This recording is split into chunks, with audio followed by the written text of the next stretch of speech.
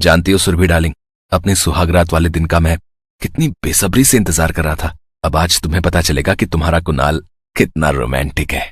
ऐसा कहकर कुणाल सुरभि का घूंघट उठाता है और किस करने वाला होता है कि तभी उसका बड़ा भाई मोहित जोर से चिल्लाता है, ए छी छी छी, अबे क्या कर रहा है, हैं? उठ साले, अब क्या अपने बड़े भाई का चीर हरण करके छोड़ेगा? सॉरी भैया, वो सपना। हाँ समझ गया, लेकिन अभी हम दोनों की सुहागरात को 2 दिन बाकी है। 2 दिन बाद शादी है हमारी, फिर अच्छे से सुहागरात मना लेना अपनी बीवी के साथ, समझे मेरे इमरान हाशमी? और हाँ, अभी के लिए खुद पर जरा लगाम रखो, समझे? अपने भाई के मुंह से ये बात सुनकर कुणाल शर्मा जाता है और अपने मुंह पर चादर ओढ़कर सो जाता है। फिर 2 दिन बाद दोनों भाई बड़े ही धूमधाम से अपनी दुल्हनिया को लेने घोड़े पर सवार होकर निकल पड़ते हैं। कुछ देर बाद बारात बैंकेट हॉल पहुंचती है, जहां दोनों सगी बहनें रंजना और सुरभि की शादी दोनों भाइयों से हो जाती है। फिर दोनों विदा होकर अपने ससुराल आ जाती है, जहां पहुंचकर उनकी सास उनसे कहती है, आओ बहुओं, मैं तुम दोनों को तुम्हारा कमरा दिखा देती हूँ। कमला उन दोनों को एक कमरे में लाकर कहती है, बहुओं, ये रहा तुम दोनों का कमरा, आज से तुम दोनों बहनों को यहीं रहना है। लेकिन माँ जी, एक कमरे में हम दोनों एक साथ कैसे रह सकती हैं? अब मेरा मतलब है कि हमारा कमरा तो अलग अलग होना चाहिए ना। हाँ माँ जी, ऊपर से इसमें बेड भी एक ही है। तो इसमें दिक्कत क्या है? शादी से पहले भी तुम दोनों बहनें एक ही बेड पर सोती थी। लेकिन तुम दोनों चिंता मत करो, मैं अभी तुम दोनों की परेशानी दूर कर देती हूँ।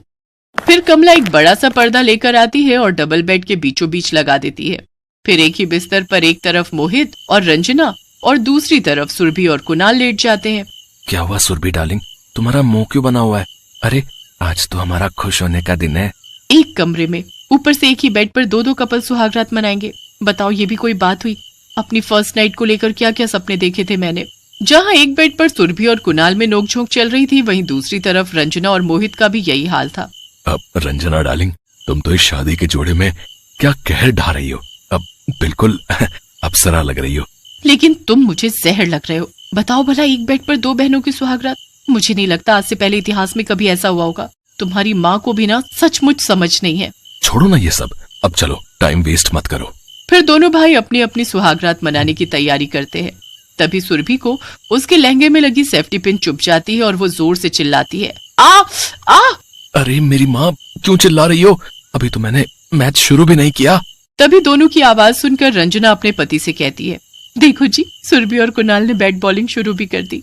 रंजना डार्लिंग, तुम परेशान मत हो, छक्का तो पहले मैं ही मारूंगा। वो दोनों बातें कर ही रहे होते हैं कि तभी पर्दा नीचे गिर जाता है और वो दोनों शर्म के मारे पानी पानी हो जाते हैं। फिर दोनों ही कपल बिना सुहागरात मनाए नाराज होकर सो जाते हैं। अगले दिन सुबह ठीक 6 बजे कमला आकर अपनी बहुओं को उठाकर कहती है, चलो उठ जाओ बहुओं, अब जल्दी से अपनी पहली रसोई में लग जाओ, फिर तुम्हारी मुंह दिखाई भी होनी बाकी है। दोनों बहनें अपनी पहली रसोई बनाती हैं। फिर मोहल्ले की औरतें उन्हें देखने आती हैं। अरे वाह कमला, तेरी दोनों ही बहुएं चांद का टुकड़ा हैं। बहू रानियों, अब तुम दोनों जल्दी से हमें खुशखबरी सुना दो। सुहागरात तो मनी नहीं हमारी, खुशखबरी क्या खाक सुनाए? अरे पहले हम खुश होंगे तभी तो तुम लोग को खुशखबरी सुना पाएंगे। फिर सभी औरतें मुंह दिखाई करके चली जाती हैं। रात को वो सभी खाना खाकर फिर अपने कमरे में आ जाते हैं, जहां सुरभि कुणाल से कहती है, चलो ना कुणाल, आज कुछ तूफानी करते हैं। कुणाल उसके पास आता ही है कि तभी रंजना पर्दा हटाकर सुरभि से कहती है, सॉरी सुरभि, वो मुझे पानी की बोतल देना प्लीज, मुझे बहुत प्यास लगी है। लो, आप ही पानी पीकर अपनी प्यास बुझा लो, मेरी प्यास तो न जाने कब बुझेगी। उस रोज भी वो लोग सुहागरात मनाने की कोशिश करते हैं, लेकिन उनकी ये ख्वाहिश पूरी नहीं हो पाती। फिर रंजना को एक आइडिया आता है। देखो, मेरे पास एक आइडिया है। मैं और मोहित बाहर आंगन में जाकर बैठ जाते हैं, तब तक आप दोनों अपनी सुहागरात मना लीजिए, फिर आप दोनों आंगन में बैठ जाना, तब हम अपनी सुहागरात मना लेंगे। इस तरह हम दोनों की सुहागरात मन जाएगी।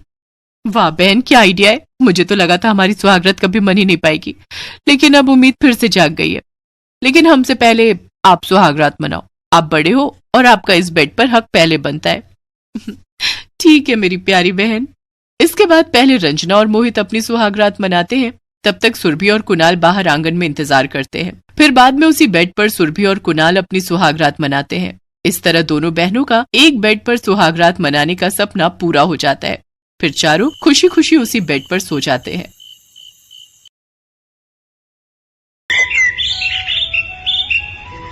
रचना एक छोटे से शहर में रहने वाली गरीब परिवार की लड़की थी। उसके परिवार में उसके माता पिता और 2 छोटे भाई बहन थे। रचना के पिता बहुत बीमार रहते थे। रचना तीनों भाई बहनों में पढ़ने में सबसे होशियार थी। वो शुरू से ही अपनी क्लास की टॉपर रही थी। 12th पास आउट होने के बाद वो आगे पढ़ाई करना चाहती थी, लेकिन अपनी गरीबी और घर के हालात के कारण वो आगे पढ़ ना सकी। अब उसके पिताजी की तबीयत पहले से भी ज्यादा खराब रहने लगी, इसलिए रचना 12वीं करते ही जॉब की तलाश में लग गई। एक दिन वो अपनी बेस्ट फ्रेंड अनीता के घर जाती है।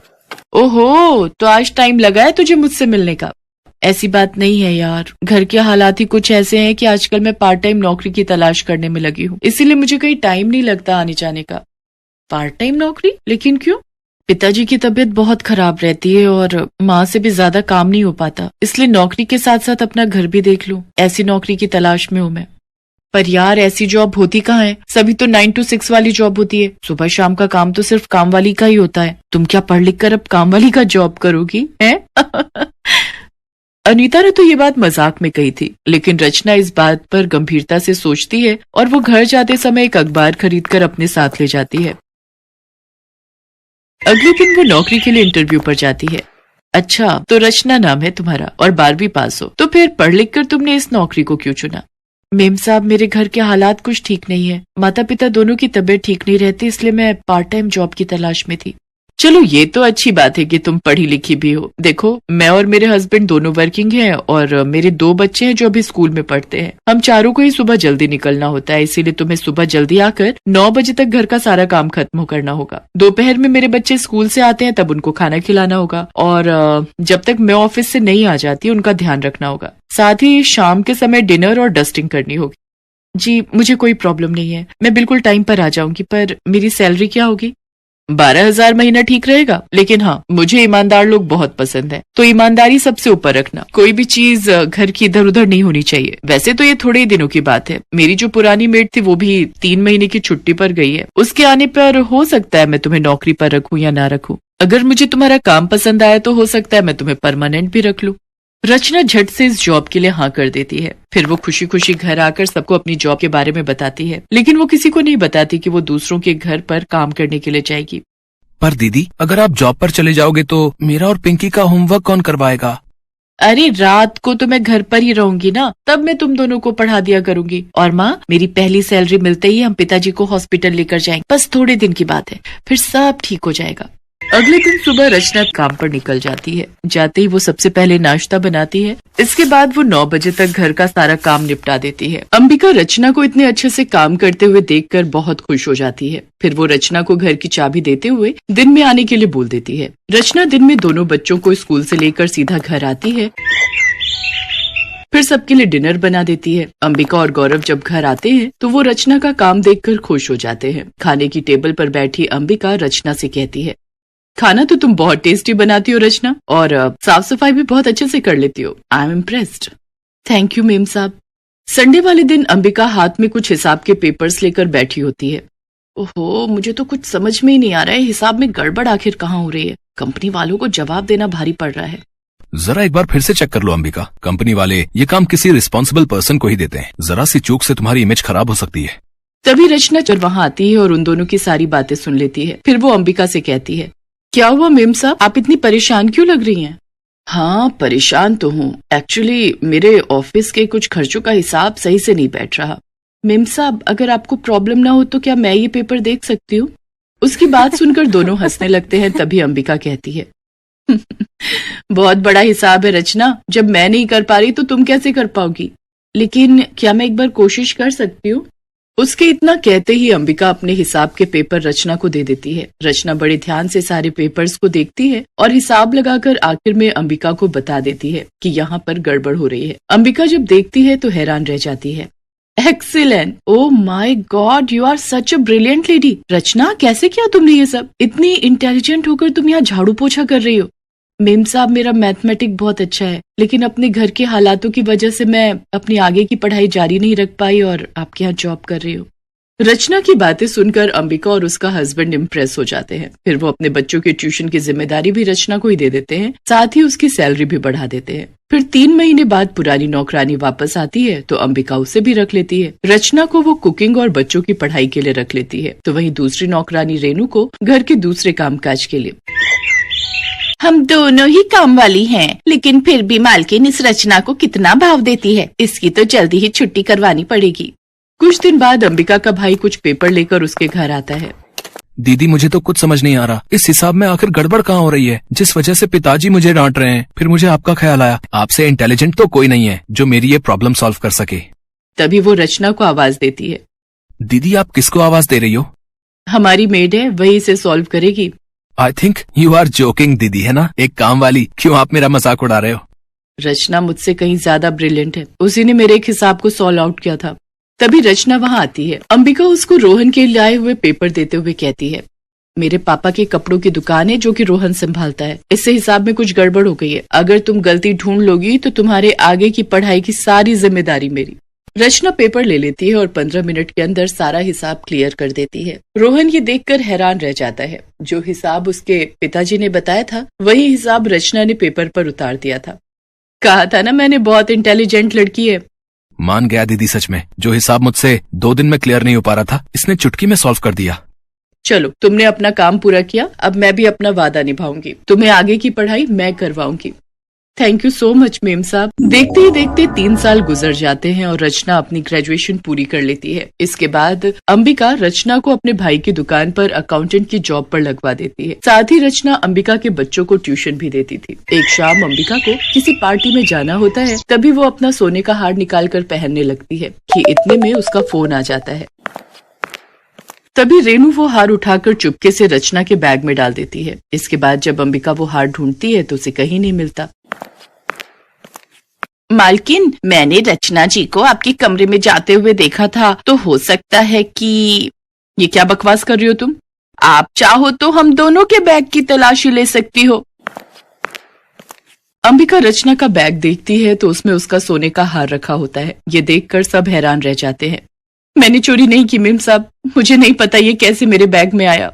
रचना रोते रोते घर चली जाती है। अगले 3 दिन तक रचना बच्चों को ट्यूशन पढ़ाने नहीं आती। संडे वाले दिन अंबिका घर पर होती है कि तभी उसे किचन में से कुछ आवाज आती है। चोरी का इल्जाम लगाकर आखिरकार निकलवा ही दिया मैंने उस रचना को, और किसी को मुझ पर शक भी नहीं हुआ। ये सुनकर अंबिका को बहुत बुरा लगता है और वो रेनू पर चिल्लाते हुए पूछती है कि उसने ऐसा क्यों किया। क्योंकि मुझे रचना से जलन होती थी। आप हमेशा उसी को ही भाव देते थे, इसीलिए मैंने झूठे इल्जाम में उसे फंसा दिया। मुझे माफ कर दो मालकिन।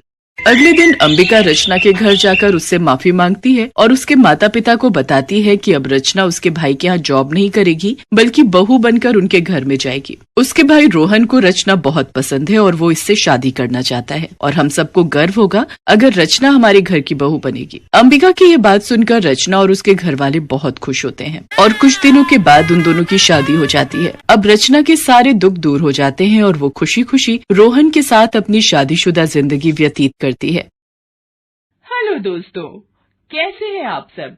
हमारी कहानियाँ देखने के लिए हमारे चैनल को सब्सक्राइब कीजिए और हाँ, बेल आइकॉन पर क्लिक करना मत भूलिएगा।